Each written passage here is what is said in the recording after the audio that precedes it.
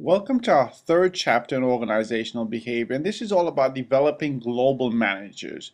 You are not to be surprised by the fact that the whole concept of globalization, the fact that the world is getting smaller, that we're interconnected, requires managers and managers within the realm of organizational behavior to really consider the impact that globalization and the global world and things like culture can have on the behavior of employees within the organizational context.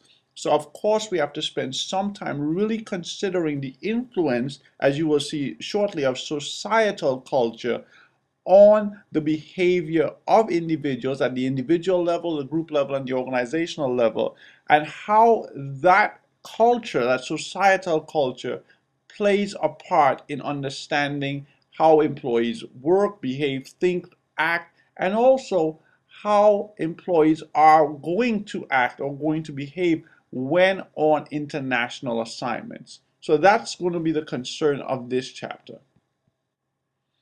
Well, we can take a look at the definition of a societal culture. You remember the definition of an organizational culture was the set of shared values and norms that people within organizations held. Well, similarly for a societal culture, it's a shared values, norms, the identities, and the interpretations that people within a society, a collection of people within a society, actually embody and transmit over a period of time. This tells us again, just like organizational culture, that societal culture is very well established and difficult to change. So there is a level of a transmission, there is a level of evolution and a continuance in societal culture. So we see here again the set of shared values, common identity, if you will, that is a characteristic, of a societal culture.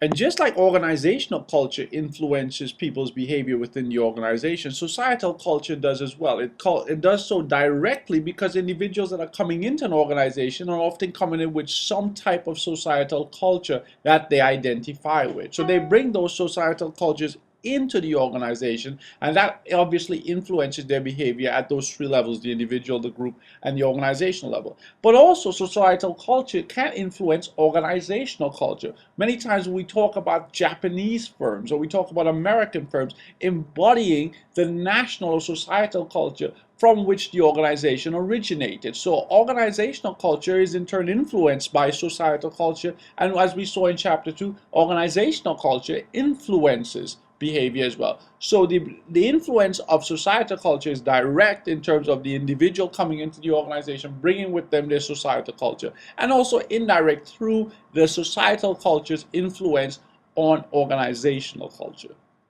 One of the major concerns or problems that is associated with societal culture and that hampers effective interactions between people in different countries is this concept of ethnocentrism. And what it is that it's a belief that one's native country or one's native culture, language, behavior, one's way of doing things or thinking about things is superior to all others. Okay, many times Americans, sometimes fairly but a lot of times unfairly, are labeled as ethnocentric. They go to countries and they say, you know what, yeah, we do appreciate that's how you want to live, that's the kind of food you like to eat, but it's kind of strange. That's not the way we do it in the United States, and the way that we do it in the United States is in fact better. And that is why ethnocentrism is problematic, not because it recognizes societal cultural differences, but it is creating a superiority complex, meaning that people from one culture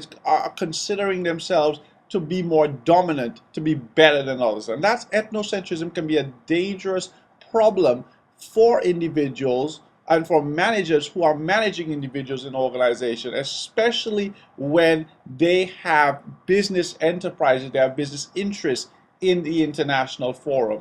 They have to be careful that they are not creating an ethnocentric environment where they are trying to dominate cultures, dominate societies in which they're entering.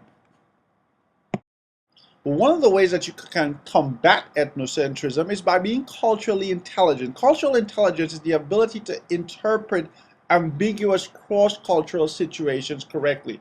When you are in a new culture, when you are faced with new cultural traits, new cultural experiences, you have to be aware of why things are taking place. You have to have some knowledge of the culture to fully appreciate the situation and to act accordingly. If you are not culturally intelligent or you're not culturally competent, you might find yourself being ethnocentric, perhaps because as a defense mechanism. You start saying, well, you know what, you're strange, you're different, I don't necessarily want to act like you, I'm better. Or you might find yourself facing what we term culture shock, having absolutely no idea how to act, have no seeing everything as being absolutely strange, having fear with respect to the interaction, and obviously that will not lead to a prosperous or effective type of relationship in a cross-cultural setting. So cultural intelligence, being able to learn the culture, being able to understand the nuances, being able to have some foreknowledge of what will likely take place, will help you to be more successful in your cross-cultural interactions.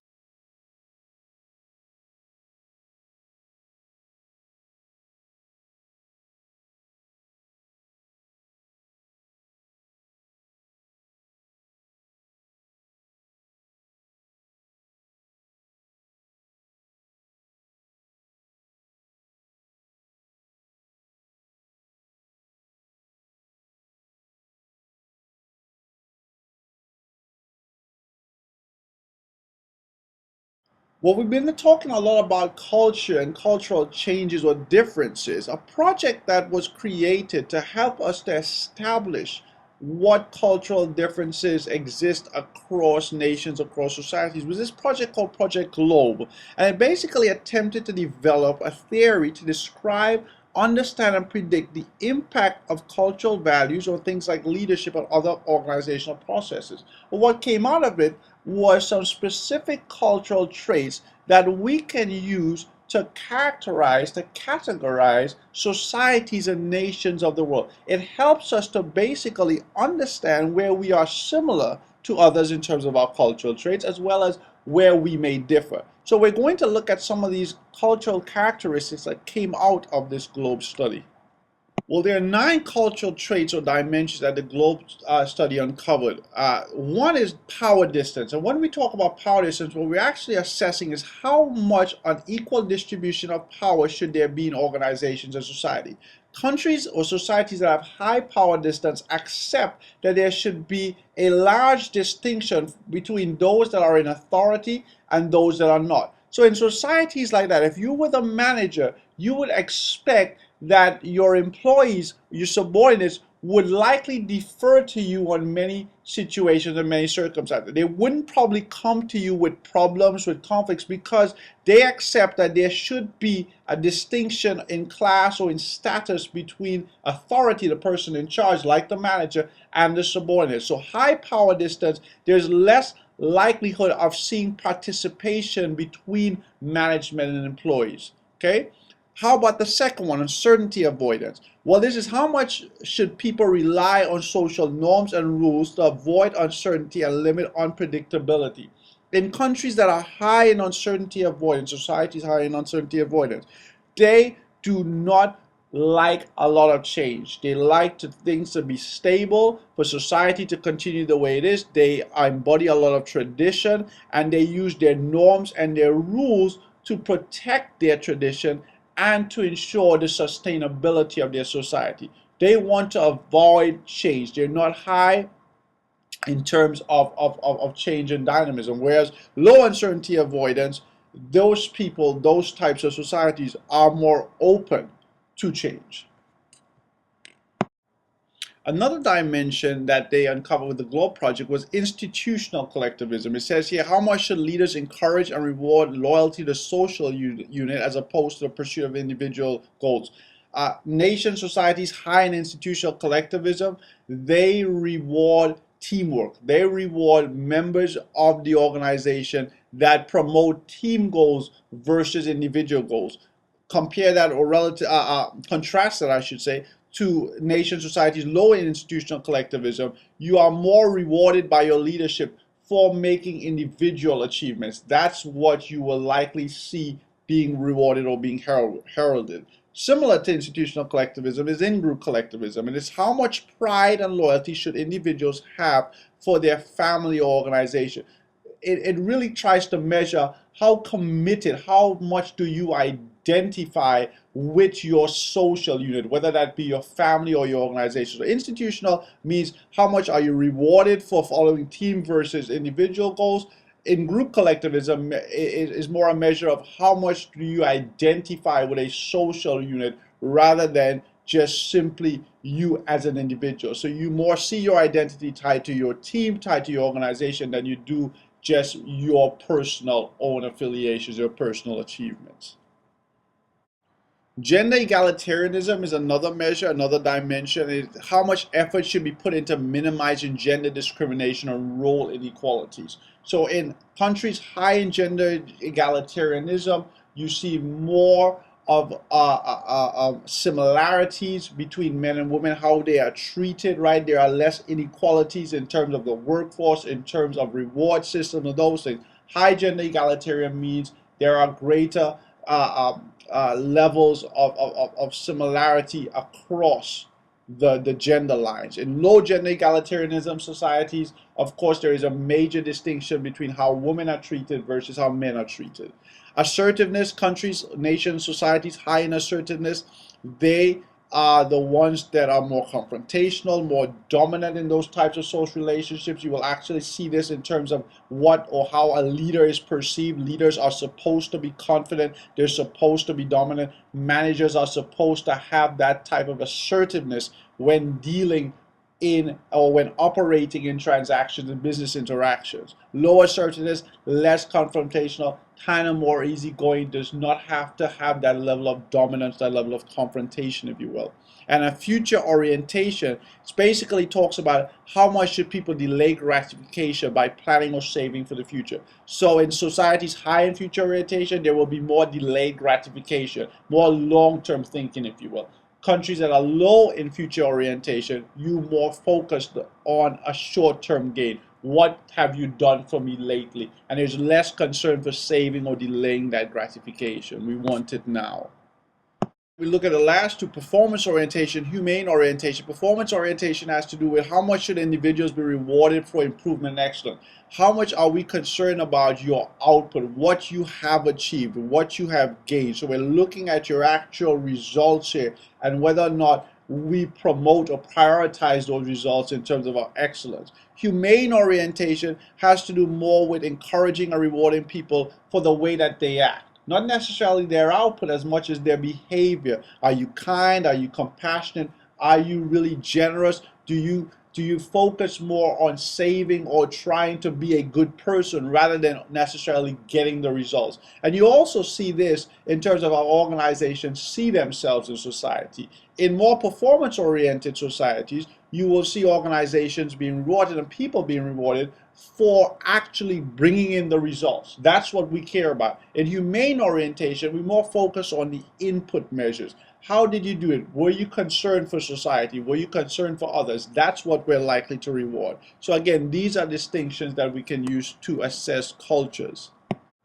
This table is useful because it just gives you a quick snapshot of some of the scores or some of the rankings, if you will, of countries on certain dimensions. And if you really go into this and try to understand just from your experience, if you will, in your research on some of these countries, you will kind of understand why they rank or they measure this way. For example, look at the countries that are highest in institutional collectivism. Again, these are the countries that leadership rewards teamwork, team goal rather than individual goal attainment. So you talk about countries like Sweden, Japan, obviously. Japan is kind of known for promoting team over the individuals. And you look at countries that are low in those in institutional collectivism, Germany, right? The former Eastern Germany, where again, they were more concerned with individual attainment, getting that rewarding that individual goal attainment, if you will.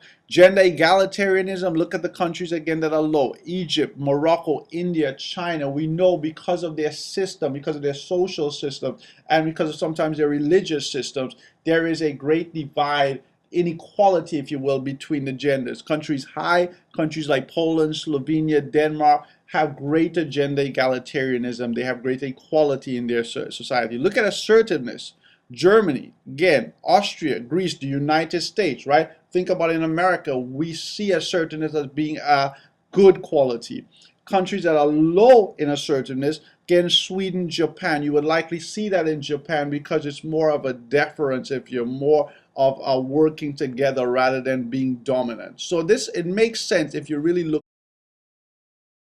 Well, these types of rankings are not just interesting because they kind of tell us or they help explain some of the things that we might have previously already known or some of the things that we're just learning about different cultures. But of course, they have specific and practical implications when you're doing business in different countries of the world. Understanding what their cultural traits are will help us to potentially understand how people are likely to behave in specific situations. For example, if we are dealing with a country that is high, for example, in uncertainty avoidance, trying to change things too quickly or trying to bring about drastic change may not be met with a lot of success.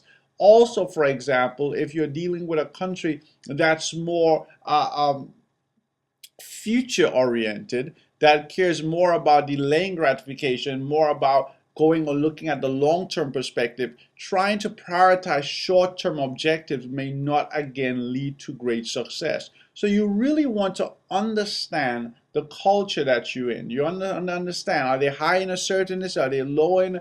If they are, then the type of leadership style that you use, also the approach that you use will have to change to reflect what cultural traits, because people's cultural traits tend, as we've seen before, tend to influence their comfort level, what they are most comfortable with, and how they are most likely to think and behave. So you need to understand tendencies before you go into situations, because you might find yourself acting in a manner that is not likely to bring about positive results.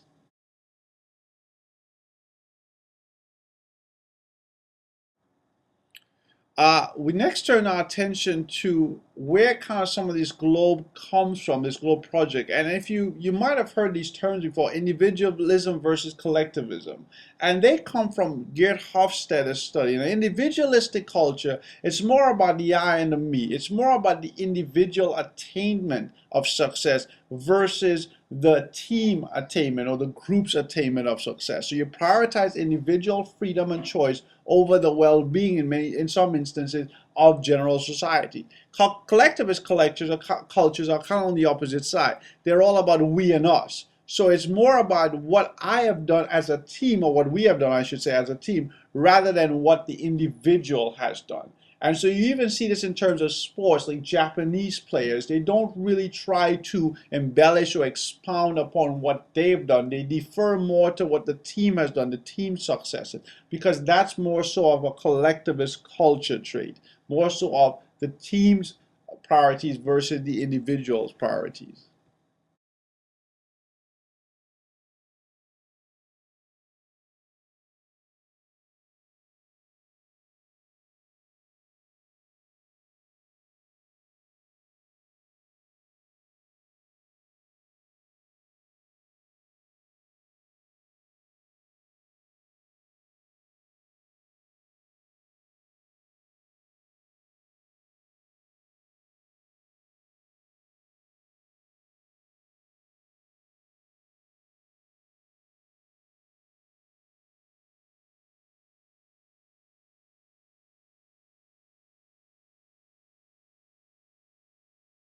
Another distinction that you might have heard about in terms of cultures, high context cultures versus low context. In high context cultures, they rely heavily on situational cues for meaning when perceiving and communicating with others. What that means is that in a high context culture, you really have to read between the lines to understand what people are saying. So, for example, when I traveled to China, I had to not just listen to what they were saying in terms of their words or even what was written. I had to appreciate the context that it was being said in, because you have instances where people will say yes to you, but it's not really a yes meaning we will do this. It's a yes meaning we will discuss this later. It all depends on the context. There can be yeses where it means this is what we'll do, but you have to understand the situational cues. Not only of the context that you're in, the conversation, but also maybe body language, who is saying certain things. All those have to come into consideration in high context cultures. In low context cultures,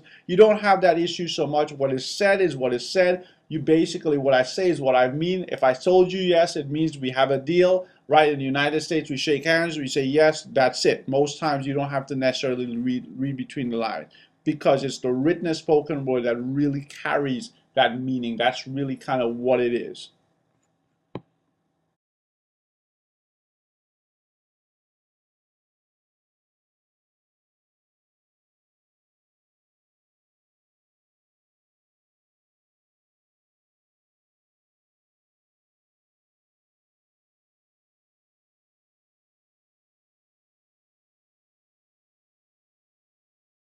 Another cultural distinction can be made in terms of time. In a monochronic time type culture, it's people that try to do things one at a time and doing it in a very ordered and precise and schedule driven way. Okay, I have a friend who is German, and when I asked him to pick me up at 9 o'clock, he was at my door exactly at 9 o'clock. Germans are known for being high in terms of monochronic time, meaning that they're very precise, they're very ordered, and they tend to do things in a very logical manner. Talk about the United States. We always have deadlines, right? We always are trying to meet these deadlines because we want to have, or we have a very urgent and precise sense of time. In polychronic cultures, there's more of multiple cyclical activities. You got a lot going on. You can be doing lunch and reading about this and then working on this, and you're also kind of working on that. And time isn't necessarily that big of a deal. So if the meeting takes 2 hours longer, if it started an hour later, it's not really a big deal. In Latin America, you see that a lot. And of course, if people that are monochronic time kind of interact with people with polychronic time, it can be a little bit frustrating, because here you are, you're working on a deadline, you only got 20 minutes or an hour to get this done, and you're waiting at the restaurant 45 minutes for your counterpart from Latin America, and they come in and they're like, oh yeah, yeah, and then you start talking about this thing and say, okay, we want to do X, Y, and Z, and they're like, yeah, maybe we'll do X, but I'm working on this, and I don't know. It kind of can be frustrating. So you have to understand that before, again, going back to that cultural intelligence, to really be able to effectively interact there.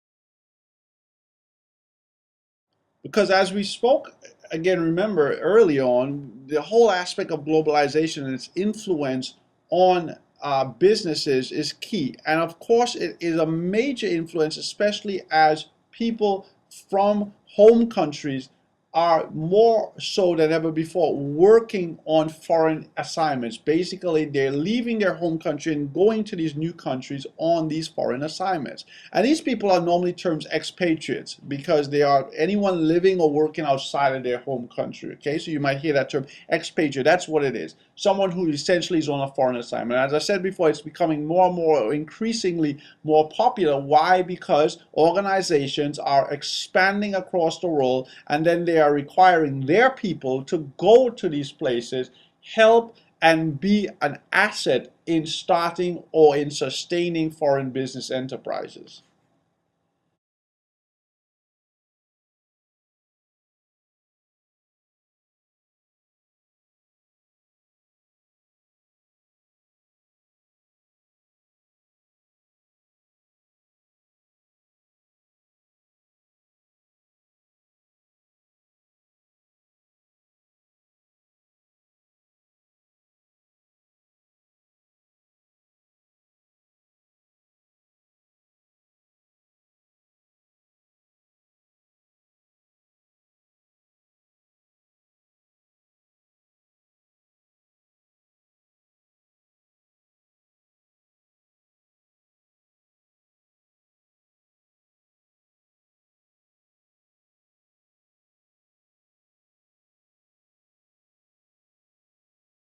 Well, you can imagine how important understanding culture, having cultural intelligence is to the performance of someone on a foreign assignment.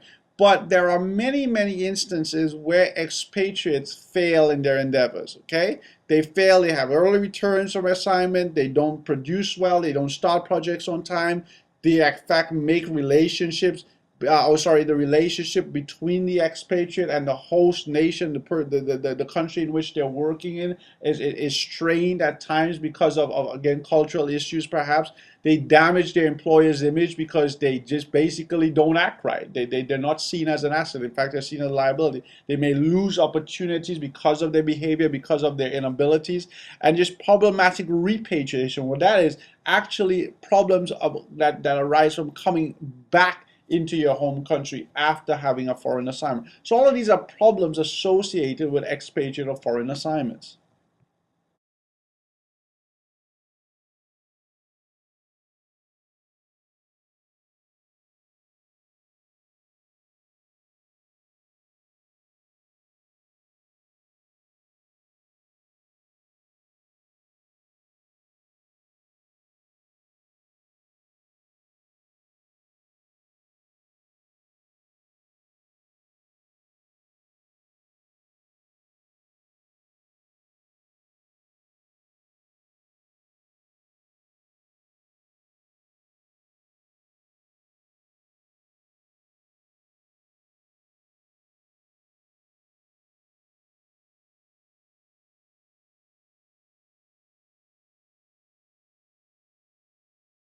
Here's a typical foreign assignment cycle. And what you see here is not only the different stages, but you also see some of the potential problems or obstacles along the way, what they call trouble spots.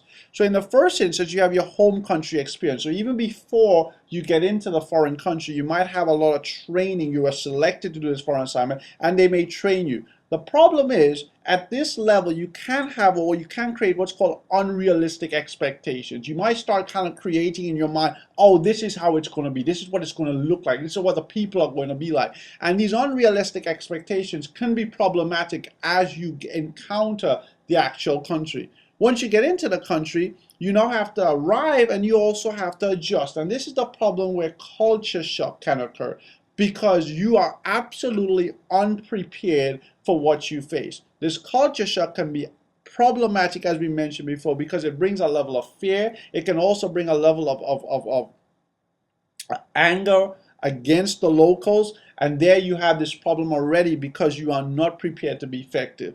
Then you have the third stage, which is settling in and then acculturating, kind of making sure that you're able to get the resource and the problem here is that if you're not supported in your endeavors, if you don't have a support network, you can start feeling absolutely lonely. You can start feeling that you have no place being there, and all you want to do or you're thinking about is getting back home.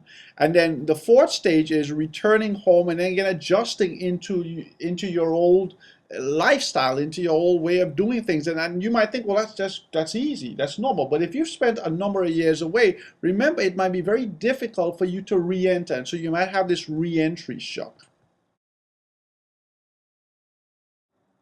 Well, some of the ways that you can avoid that is, of course, first, to have a realistic job preview. Make sure that the expatriate or the future expatriate kind of knows what they should expect. They don't just kind of get this pie in the sky, oh, it's going to be fantastic, going to China, there's great Chinese Kung Pao chicken. No, really give them a realistic perspective of what things are going to be like, who you're going to work with. Try to build some relationships and try to give them an understanding even before they actually enter. One of the ways that can help with this is, of course, the cross-cultural training, making sure that they fully understand the culture as best as they can without experiencing it, but making sure that they get some kind of groundwork so when they get there, they don't have these unrealistic expectations. That cross-cultural training helps increase cultural intelligence and helps decrease the potential for culture shock, of course, and ethnocentrism.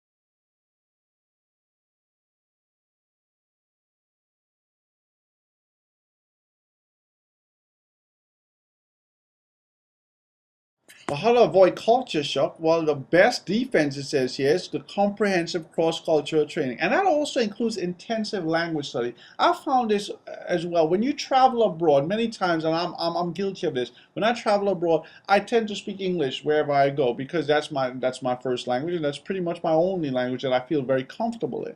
But I've realized that you can't really fully engage with someone unless you are able in some way to talk to them or talk with them in their native tongue. It gives you a level of intimacy with someone or with people in another culture that you cannot get by just having or just using your preferred way of speaking.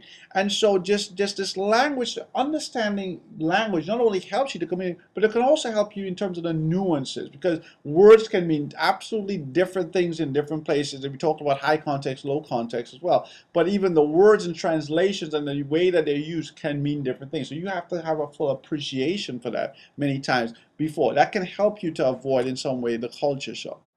Or once you're there, we said one of the problems with being, culturized is not having enough support. And so when you're there, you want to make sure that you have some kind of host country sponsor. I can tell you when I was in China, I was very, very happy that they had assigned me someone to basically look after me while I was there. They were there to make sure that I ate. They were there to make sure that I was at the right place at the right time, that I had my needs taken care of. That was a huge help because it provided a greater comfort level, and it kind of made me feel like I wasn't alone. That host country support is key because, again, while you might have had good training, while you might have had a lot of sensitivity, a lot of information, training, all of those things, there's nothing like being in a place, and especially when you're there and you don't have your family, or you don't have a lot of your family and friends, you might feel lonely. And so you really want that support. You want somebody there kind of being your guide, someone there kind of helping you to open doors in terms of getting opportunities to create relationships and transactions. That's really, really helpful, and that kind of avoids this feeling of being on an island by yourself. And of course, support can just be informational. It could just be knowledge. Giving somebody, say, here's some information. Here's some kind of things that to help you along the way. But you also sometimes need emotional support. So just somebody to be your friend, somebody to talk with, to hang out with, somebody to have dinner with. Again, the person that was hosting me in China, they had dinner with me almost every night. They were there. We went out. We looked at a volleyball game. We did things together. So because we created this emotional tie, and it helps because when you're there by yourself, you don't just want somebody to tell you what to do or where to go, but you also want somebody to kind of be there with you. In the successful international assignments, you want to be sure that the repatriation is an explicit part of your assignment plan. So you don't want to just think, well, oh yeah, when they come back, they're just going to act as if nothing happened. No. You really want to ensure that you have a plan to repatriate, to bring people back. A lot of times people have sold their houses, they've moved away, their friends have moved away, they've lost acquaintances. So you have to find a way to immerse them back into their home culture because it might be a little bit strange to them. Identify, establish, and maintain communication with source of ongoing support. So one of the ways that can help you to re-enter, of course, is to keep having your relationships in your home country as best as you can. Keep speaking to people, keep having ties maybe with your organization there so that when you come back, it doesn't feel like, hey man, where you been for 6 years, okay? Confirm and that senior management openly and genuinely values international expertise. Again, that's might be a problem. So you go back there, you have all this information, you have all these contacts, and your boss is like, well, yeah, of course, while you've been twiddling your thumbs somewhere else, we've been doing the real work here. That's not going to lead to a good repatriation experience. So you want to make sure beforehand that managers really